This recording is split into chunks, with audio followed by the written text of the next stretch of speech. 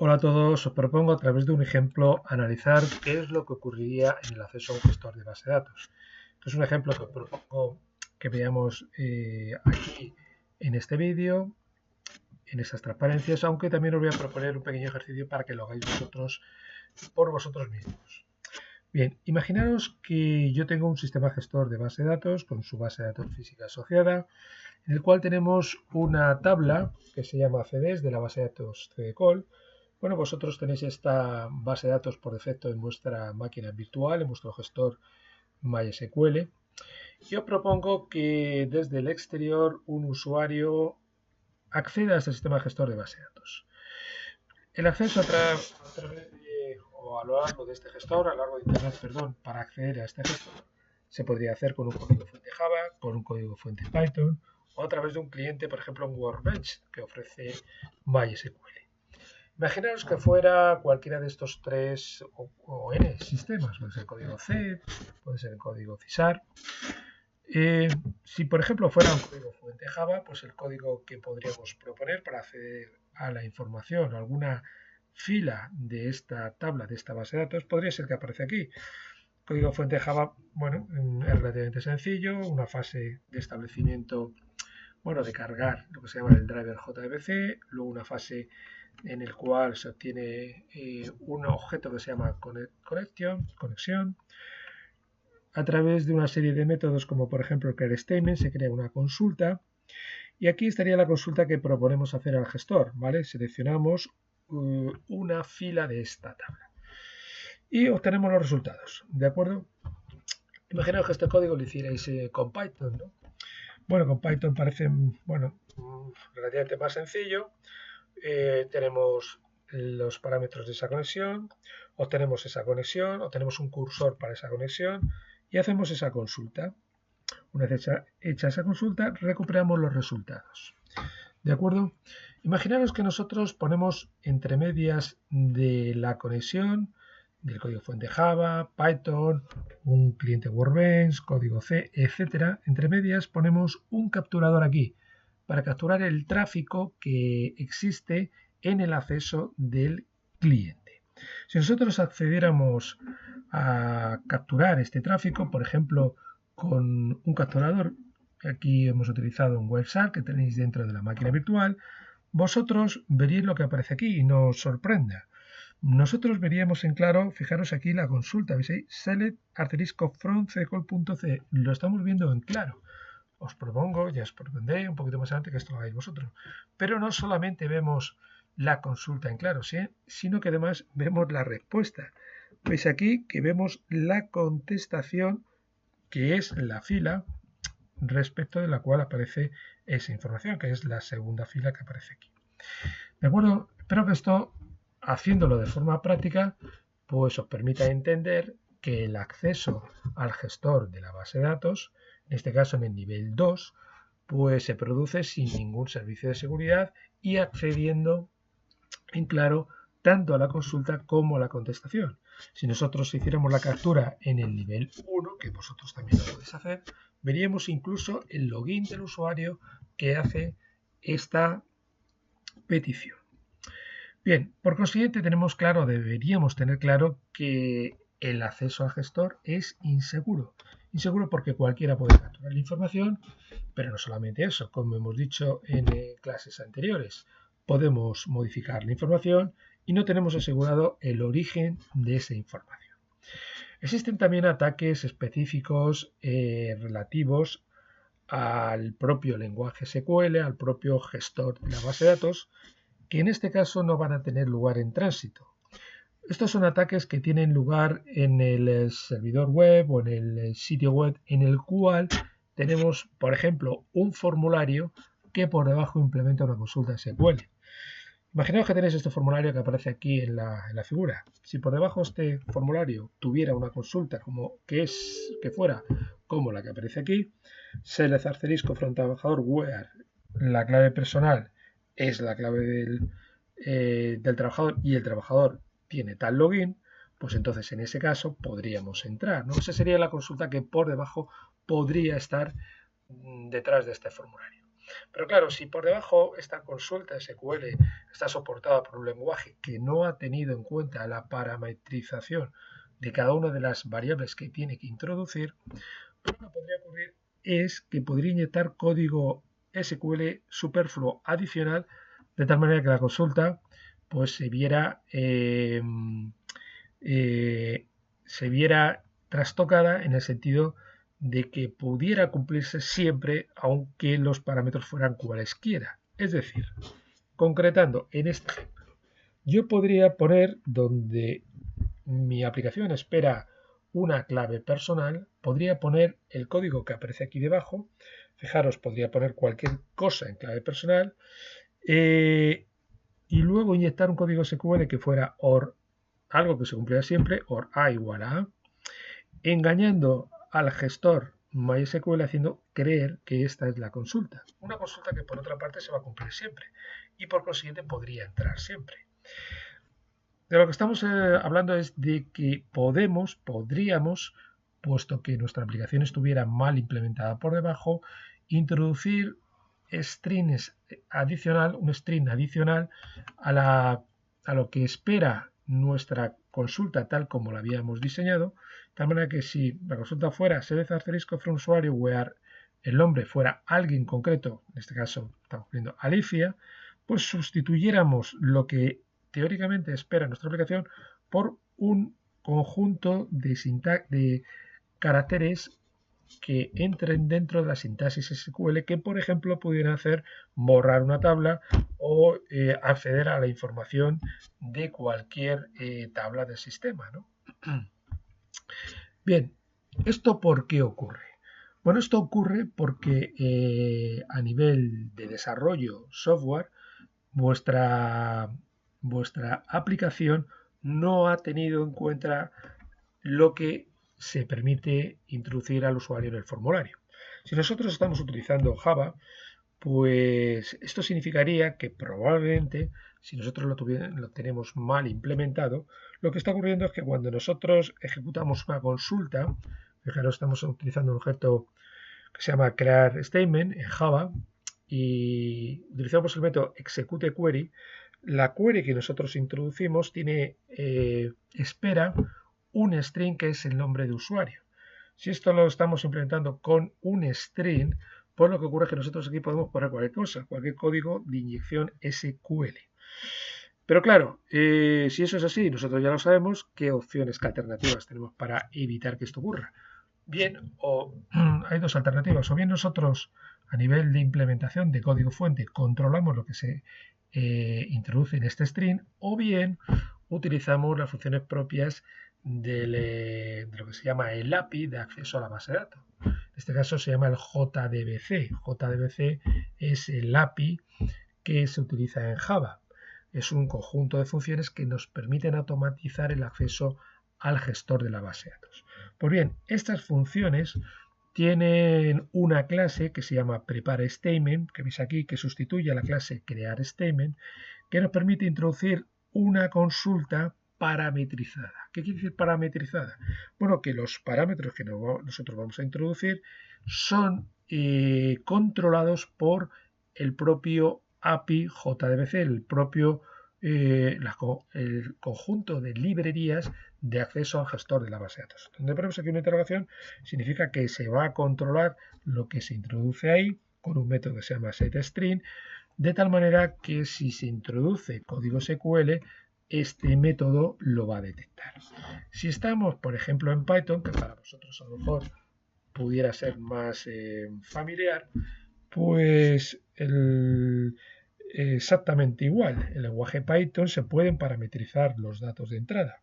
Si nosotros tenemos este código que aparece de color en verde, fijaros que cuando nosotros introducimos un valor, en el primer caso de color verde, este valor es un string que se podría falsificar si esto viniera de un formulario, que estamos suponiendo que lo metemos por el código fuente de Python, pero si esto correspondiera a un formulario, aquí se podría producir la inyección SQL. Para ello, Python tiene la posibilidad de utilizar, se sigue utilizando el método de execute del cursor, pero Si ponemos tanto por ciento S y ponemos una coma, introducimos aquí el parámetro, en este caso ya se produce un control del acceso de ese parámetro en esa consulta. Estamos haciendo lo que en Java se llama un prepare statement. ¿De acuerdo? Es decir, a nivel de código fuente se puede hacer frente a este tipo de ataque específico de SQL y por tanto de las bases de datos que utilizan este lenguaje de acceso. Los servicios de seguridad tratan de hacer frente a los ataques y las amenazas. Es un servicio proporcionado por las arquitecturas de comunicaciones al objeto de proporcionar servicios de seguridad. La introducción de los servicios de seguridad significa que modificamos una arquitectura de comunicaciones y la convertimos en una arquitectura de seguridad. Se van a implementar con mecanismos y funciones de seguridad.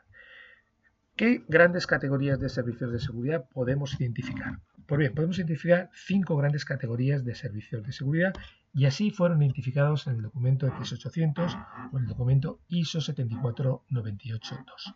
Estas 5 grandes categorías de servicios de seguridad son la confidencialidad, la autenticación, la integridad, el no repudio y el control de acceso.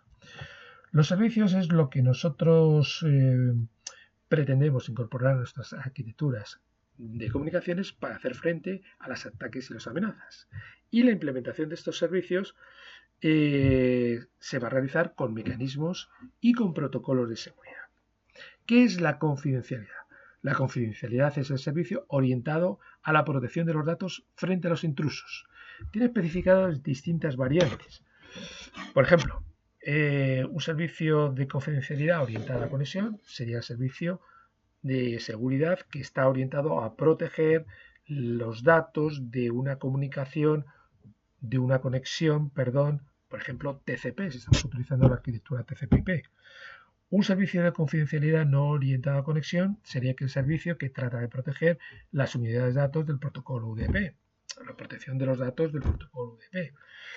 Un servicio de confidencialidad selectivo sería aquel que se aplica a determinados campos de, por ejemplo, un datagrama UDP.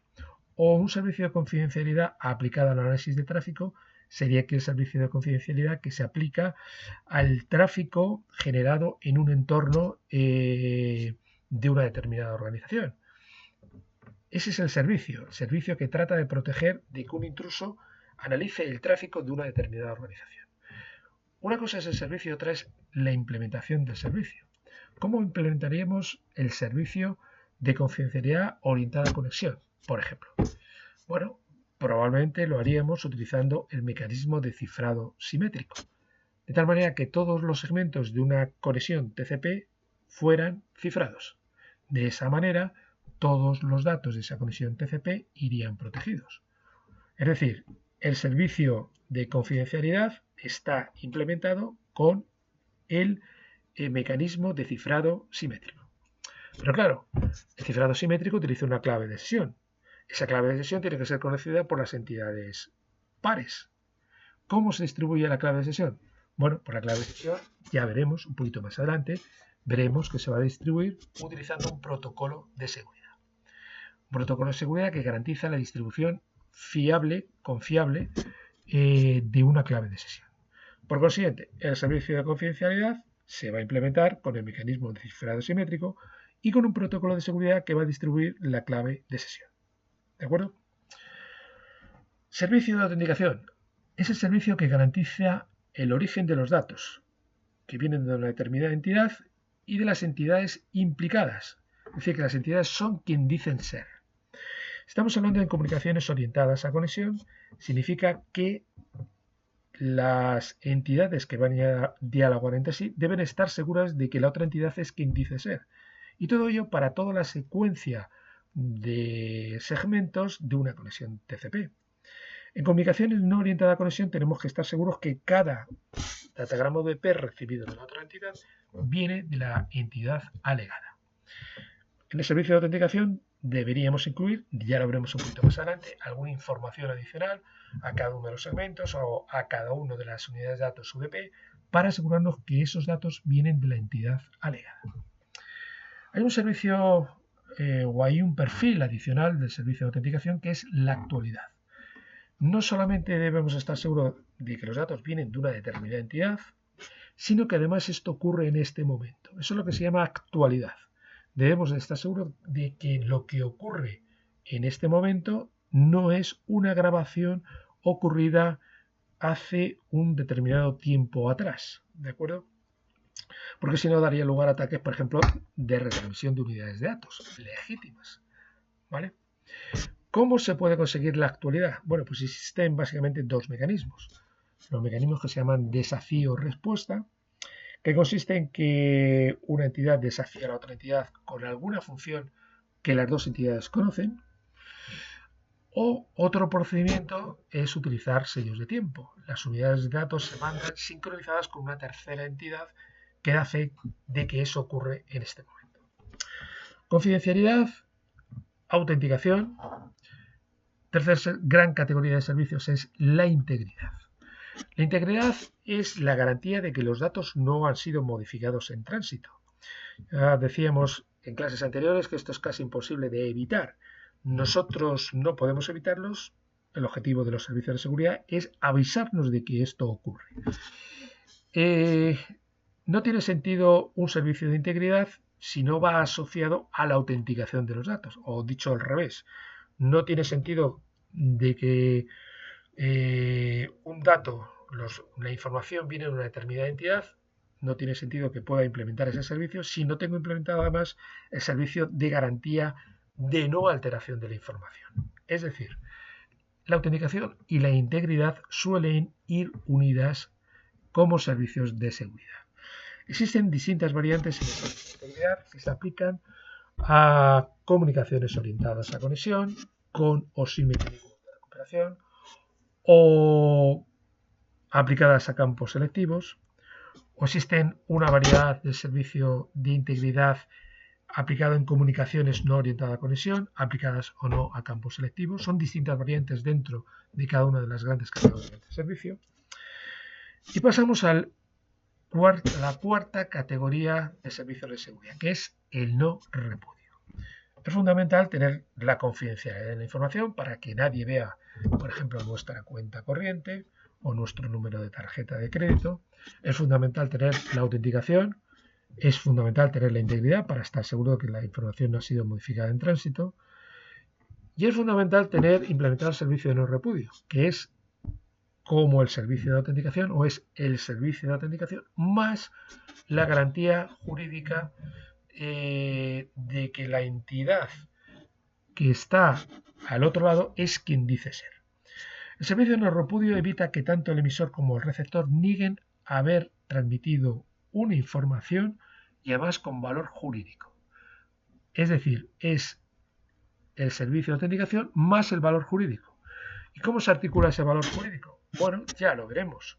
Si el valor jurídico se articula porque la información lleva añadido una serie de bits adicionales que pueden estar asociados a lo que se va a llamar, ya veremos, un certificado digital que está en una tercera entidad, auditado y avalado por una autoridad de certificación que lo hace.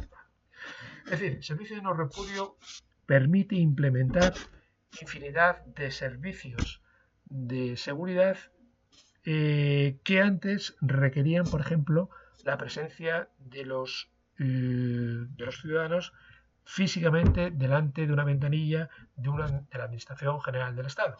El servicio de no repudio es aquel que nos permite, por ejemplo, implementar una firma, el mecanismo de firma digital para hacer una declaración de Hacienda desde nuestra casa, o es el mecanismo o es el servicio que nos permite acceder a los servicios de la Administración General del Estado, por ejemplo, para acceder a nuestros datos de la Seguridad Social o a nuestro padrón de dónde estamos domiciliados, para acceder a información de estudios, de matrículas, etcétera. El servicio de no repudio va a tener dos variantes, comprueba de origen y comprueba de entrega. Comprueba de origen es que el que dice haber hecho algo lo puede demostrar, y comprueba de entrega es que quien ha recibido esa información ha generado un documento que se retorna al emisor, garantizando de que esa entrega sea realizada. Cada uno de estos dos procedimientos implementa, ya veremos, un mecanismo de firma digital, equivalente a algo a lo que nosotros conocemos como una firma manuscrita, que va a tener un valor jurídico de que cada una de esas entidades ha participado en la generación de esa confirmación. La quinta gran categoría de servicio de seguridad es el control de acceso. El control de acceso es el servicio de seguridad que está más próximo a nuestros sistemas de información. Está más próximo, en nuestro caso, a nuestro sistema gestor de base de datos. Es la capacidad para permitir o denegar el uso de un determinado objeto por un sujeto. El objeto puede ser, imaginaros, una base de datos, una tabla de una base de datos, una columna de una tabla de una base de datos. Tiene tres elementos esenciales. Un primer elemento es la autenticación. Tenemos que estar seguros de que ese usuario es quien dice ser. Para ello, ese usuario se va a tener que autenticar. Una vez que se ha autenticado, a ese usuario se le va a poder permitir acceder o no a determinada información, o hacer determinadas cosas o no, ejecutar un procedimiento o no. Para eso a ese usuario previamente se le ha tenido que otorgar privilegios, y esos privilegios están almacenados en tablas de privilegios. Pues bien, ese usuario se va a comprobar, eso lo vimos en clases anteriores, en el llamado nivel 2, que tiene permiso para acceder a determinadas tablas de privilegios y por consiguiente a determinado acceso a tablas de la base de datos. Un tercer aspecto fundamental en el control de acceso es la trazabilidad. Para cumplir con la normativa del Reglamento General de Protección de Datos, como dije en clases anteriores, es fundamental tener un log de qué hace cada usuario respecto a la base de datos. Ese log tiene que estar auditado permanentemente para cumplir las directrices del Reglamento General de Protección de Datos. La trazabilidad es un aspecto esencial de los servicios de seguridad. Aunque no están incluidos en los servicios de seguridad en red, es evidente que deberíamos incluir uno más, que es la disponibilidad. Nuestros servicios de seguridad deben estar implementados, los 5 anteriores, pero claro, si no está implementado el servicio de disponibilidad, es decir, nuestro gestor de base de datos no está disponible, pues no podemos acceder directamente a la base de datos. La disponibilidad debería ser, aunque no esté incorporado en este documento, en el X800, aunque no esté incorporado, insisto, nosotros lo podríamos identificar también como un servicio de seguridad en red. Este servicio sí que está incorporado como objetivo de seguridad en los sistemas de información, lo que hemos dado a llamar seguridad en los sistemas de información.